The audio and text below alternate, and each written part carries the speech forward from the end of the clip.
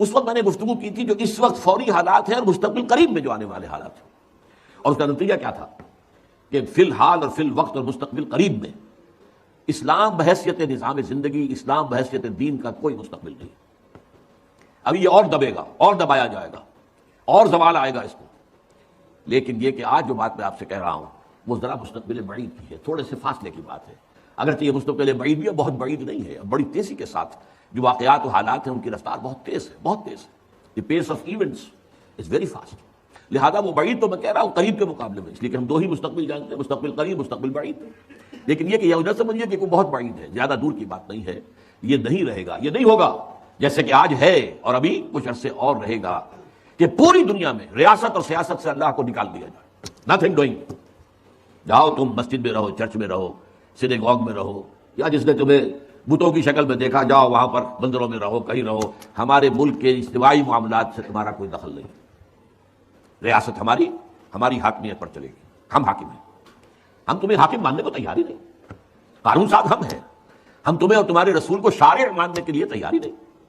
ہمارا اپنا نظام ہوگا، ہمارے اپنے فیصلے ہوں گے، ہم چاہیں گے تو دو مردوں کی شادی رجسٹر کریں گے، ایک مرد کو شوہر، دوسرے مرد کو جو ہے اس کی بیوی قرار دے دیں گے، تمہارا کوئی دخل نہیں۔ اب یہ عالمی بغاوت اللہ کے خلاف اور گلوبل ہے۔ اسی طرح یہ کیا تم نے کہا ہے کہ سود حرام ہے، جوا حرام ہے، نتھنگ ڈوئنگ۔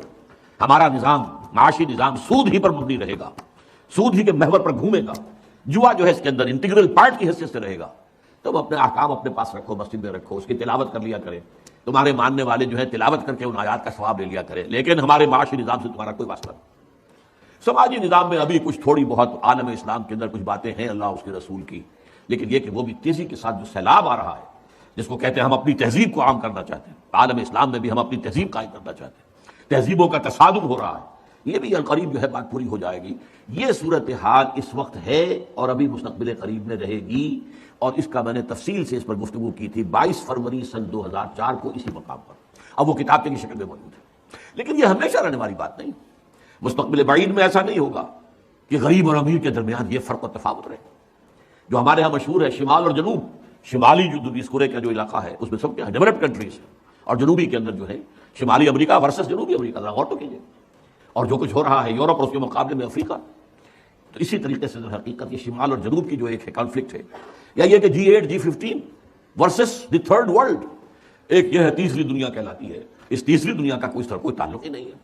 سارے معاملات G8 طے کریں گے، G7 بیٹھیں گے، G13 ہوں گے، G15 ہوں گے، وہ طے کریں گے۔ یہ جو ہے بیکورڈ کنٹریز، ڈیولپنگ کنٹریز کا بھی کہہ دیتے ہیں، بہت ہی رعایت کرتے ہیں نا، تو بڑا یعنی معصوم سا لفظ دے دیتے ہیں ڈیولپنگ کنٹری، لیکن اصل لفظ کیا تھرڈ ورلڈ، یہ تھرڈ ورلڈ ہے۔ یہ تفاوت کیا ہمیشہ رہے گا؟ کیا یہ نوع انسانی کا مستقل مقدر ہے؟ اسی طریقے سے کیا یہ خونریزیاں اسی طرح جاری رہیں گی؟ کیا یہ ابدی ہے؟ 20ویں صدی عیسوی جو ختم ہوئے ابھی 6-7 برس ہی ہوئے، 6 برس ہوئے ہیں، 6.5 برس، اس کے نصف اول میں 2 عظیم جنگیں ہوئی، نصف اول، اور ان 2 عظیم جنگوں میں سے دوسری میں 6 کروڑ انسان ختم ہوا۔ جسٹ امیجن، 6 کروڑ انسان، 60 ملین۔ پہلی جنگ کے اندر بھی کروڑوں ہی میں ہوں گے، دونوں کو جمع کر لیں تو لگ بھگ 10 کروڑ انسان قتل ہوا ہے پچھلی صدی کے نصف اول میں۔ نصف ثانی میں جنگ کوئی بڑی نہیں ہوئی، چھوٹی چھوٹی جنگیں ہوتی رہی ہیں، لیکن یہ ہے کہ ایک سرد جنگ جو ہے یہ تو مسلسل جاری رہی، مسلسل جاری رہی، مسلسل جاری رہی۔ نتیجہ کیا نکلا کہ جو بھی اللہ تعالیٰ نے اس دنیا میں وسائل و ذرائع پیدا کیے ہیں، دولت کے لیے پیدا کرنے کے جو بھی چیزیں ہیں، جو سورسز ہیں، وہ سب کے سب لگے ہیں ہتھیاروں پر، سب کے سب لگے ہیں اپنے دوسرے مد مقابل کو نیچا دکھانے پر۔ عوام بھوکا مرتے تو مرے۔ یہ جو تھرڈ ورلڈ ہے یا جو غریب ممالک ہیں، اگر ان کی نصف سے زیادہ آبادی بھی اگر پاورٹی لائن سے نیچے ہو تو ہوا کرے، ہمیں کیا ہے؟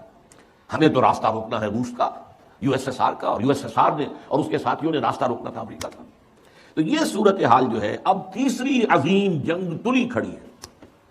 کچھ پتہ نہیں کہ یہ جو کچھ معاملہ شروع ہوا ہے جو ہو رہا ہے رفتہ رفتہ بڑھے گا، یا لبنان کا معاملہ ہے، لبنان سے آگے جا کر یہ شام کا سیریا کا معاملہ ہو جائے، تو تیسری عالمگیر جنگ جو ہے فرق کیا ہوگا کہ پہلی 2 جنگیں یورپ میں لڑی گئی اور انہوں نے طے کر لیا تھا اب کوئی عالمی جنگ ہم نہیں لڑیں گے، ہم نے بہت خون دے دیا، 10 کروڑ آدمی دے دیا، ان 10 میں سے آپ کو معلوم ہے 60 لاکھ تو یہودی تھے، 60 ملین میں سے 6 ملین یہودی تھے، جس دوسری ورلڈ وار ہے اس کے دوران جرمنوں نے جنہیں قتل کیا، ختم کیا۔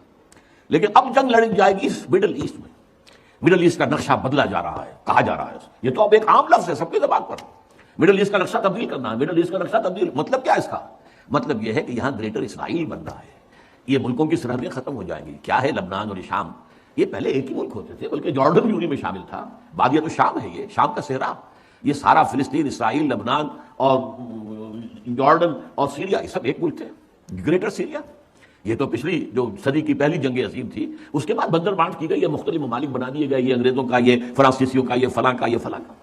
بہرحال اب انہوں نے بنانا ہے یہ ساری لکیریں ہٹا کر پورا عراق، اس پر تو قبضہ ہو ہی گیا تقریباً، جب جو ہے امریکہ نے ختم کیا تھا صدام کی حکومت کو اور فتح حاصل ہوئی تھی، شیرون نے صاف کر دیا تھا ان قریب عراق پر ہمارا قبضہ ہوگا، اور اس سے پہلے وہ کہتے تھے ہمارا گریٹر اسرائیل جو ہے دریائے فرات تک ہوگا، لیکن اب انہوں نے کہا نہیں، یہ تو دریائے دجلہ تک جائے گا، ٹائگرس تک، ناٹ یوفریٹس بٹ ٹائگرس، تاکہ عراق کا جتنا بھی علاقہ زرخیز ہے، دو آبا ہے نا، ایک دریائے فرات آ رہا ہے اور دوسرا دریا جو ہے دریائے دجلہ آ رہا ہے، اس کے درمیان جو دو آبا ہے انتہائی زرخیز، وہ سارا ہمارے پاس ہے۔ تو سوچنے کی بات یہ ہے کہ کیا نوع انسانی کی آخری تقدیر یہی ہے؟ نہیں، ایسا نہیں۔ آج میں اس منفی پہلو کے بجائے آپ کے سامنے مثبت پہلو رکھ رہا ہوں، صرف اس فرق کے ساتھ کہ ابھی ذرا دور ہے، ابھی اس کے لیے قربانیاں دینی ہوگی، ابھی اس کے لیے محنتیں کرنی ہوگی، ابھی اللہ تعالیٰ کی سزا جو ہے اس میں اور سختی اور شدت آئے گی۔ میں چاہتا ہوں کہ جو کچھ مجھے نظر آ رہا ہے وہ آپ کو دکھاؤں، مجھے اقبال نے کہا دیکھا ہے جو کچھ میں نے اوروں کو بھی دکھلا دے۔ یہ ظاہر بات ہے کہ ایک انسان جو ہے جو غور کرتا ہے، سوچتا ہے، اور جیسے کہ اقبال نے کہا تھا سرما ہے میری آنکھ کا خاک مدینہ و نجف، میں نے ذرا اس میں ترمیم کی ہے، آپ کے علم میں ہوگا کہ سرما ہے میری آنکھ کا خاک حجاز و حول قدس، مدینہ اور نجف تو ایک ہی شے ہے، حضرت علی اور حضور کے مابین کیا فرق ہے؟ حضور نے خود فرمایا انا مدینہ العلم وعلی بابھا، وہ تو ایک شے ہے، لہذا مدینہ اور نجف جو ہے اس کو دو جگہ کرنا ٹھیک نہیں ہے۔ ہاں حجاز جہاں قرآن نازل ہوا، اور حول قدس جہاں سینکڑوں انبیاء دفن، الذی بارکنا حولہ لنریہ من آیاتنا، جو اولڈ ٹیسٹمنٹ ہے، جو نیو ٹیسٹمنٹ ہے، بائبل ہے، اس کا تعلق کس سے ہے؟ حول قدس سے۔ تو ان دونوں کے ذریعے سے جو باتیں میں نے دیکھی ہیں میں آپ کو دکھانا چاہ رہا ہوں۔ بہت سے لوگ کہتے ہیں یہ بہت دور کی کوڑی لاتے ہیں، میں کیا کروں؟ میں تو جو دیکھوں گا وہی دکھاؤں گا، جو مجھے نظر آ رہا ہے وہی آپ کو سجھاؤں گا۔ بہرحال یہ ہے کہ پوری دنیا میں بالآخر اسلام کا غلبہ ہوگا، عالمی سطح پر خلافت علی منہاج النبوت قائم ہو کر رہے گی، اور پوری دنیا میں امن و امان ہوگا، خوشحالی ہوگی۔ بڑی طویل حدیث ایک موجود ہے کہ اس کے بعد یہ ہوگا جنگ ختم ہو جائے گی، خونریزی ختم ہو جائے گی، امن و امان ہوگا، خوشحالی اتنی ہوگی کہ زمین اپنے سارے خزانے اگل دے گی، آسمان اپنی ساری برکتیں نازل کر دے گا۔ یہ دور آنا ہے، عالمی غلبہ اسلام اور اللہ کے دین کا غلبہ اور خلافت علی منہاج النبوت کا قیام۔ اب اگلی بات، لیکن ظاہر بات ہے یہ کام کہیں ایک جگہ سے شروع ہوگا، ایک دم تو عالمی غلبہ پوری دنیا پر نہیں آ جائے گا، اس بات کو یہیں پر روکیے، اب اس بحث آگے چلے گی ہماری۔ اب آئیے جو دوسرا حصہ تھا، کیا عالمی امت مسلمہ کی تقدیر یہی ہے کہ ذلت و مسکنت ان پر مسلط رہے؟ ضربت علیہم الذلۃ والمسکنۃ وباؤوا بغضب من اللہ، جو حشر لبنان کا ہو رہا ہے، جو اس سے پہلے فلسطینیوں کا ہوتا رہا ہے۔ کیوں نہیں کر سکی دنیا؟ مسلم دنیا چپ، زیادہ سے زیادہ بہت ریزولوشن پاس کر دیں گے، ابھی جایا پترا میں جمع ہو گئے ہیں بعد ملیشیا میں، اور ریزولوشن پاس کر دیا، اللہ خیر صلی اللہ، نو تھریٹ۔ کوئی یہ بھی کہنے کو تیار نہیں کہ ہم اپنے سفارتی تعلقات منقطع کر لیں گے، نہیں۔ کوئی یہ کہنے کو تیار نہیں کہ ہم اپنے تجارتی تعلقات منقطع کر لیں گے، نہیں۔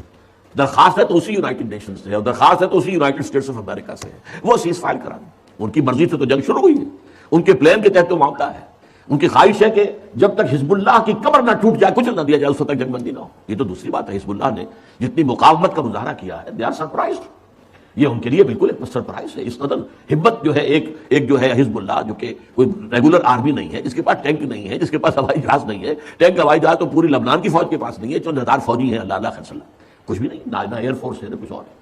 اور یہ حزب اللہ کیا ہے کہ بھائی راکٹ سے یا کلاشنکوف سے، بس دو چیزیں۔ ادھر سے جہاز پر جہاز آ رہا ہے، 200 250 بمباریاں، 200 بمباریاں، لیکن کھڑے۔ لہٰذا اس اعتبار سے سوچنے کی بات ہے، کیا یہ پوری ذلت و مسکنت کی صورتحال امت مسلمہ پر یوں ہی جاری رہے گی ہمیشہ کے لیے؟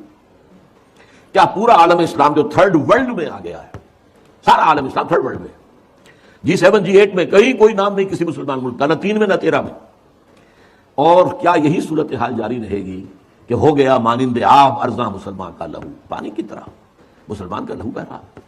جہاں دیکھو، کشمیر میں دیکھ لو، فلسطین میں دیکھ لو، فلسطین میں تو 50 برس سے بہ رہا ہے، کشمیر میں بھی اب تقریباً یوں سمجھیے کہ 20 برس ہونے کو آئے، جب سے کہ وہاں پر ایک جو ہے مسلح جدوجہد شروع ہوئی۔ پھر چچنیا میں کیا ہو رہا، مسلسل ہو رہا ہے، کوسوو میں کیا ہوا، بوسنیا میں کیا ہوا، برف گرتی ہے تو بیچارے مسلمانوں پر، برتا ہے تو مسلمان، صومالیہ میں کیا ہوا تھا، یہ صورت، آج لبنان میں کیا ہو رہا ہے، یہ صورتحال دیکھیے، کیا یہی ہمیشہ جاری رہے گی؟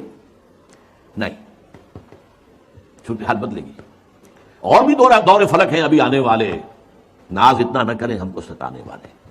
یہ عالمی ملت اسلامیہ امت مسلمہ جو ہے، اس کا یہ معاملہ ہوا کیوں ہے؟ ہوا اس لیے، یہ میں اس پر مفصل کتاب لکھ چکا ہوں، سابق اور موجودہ مسلمان امتوں کا ماضی حال و مستقبل.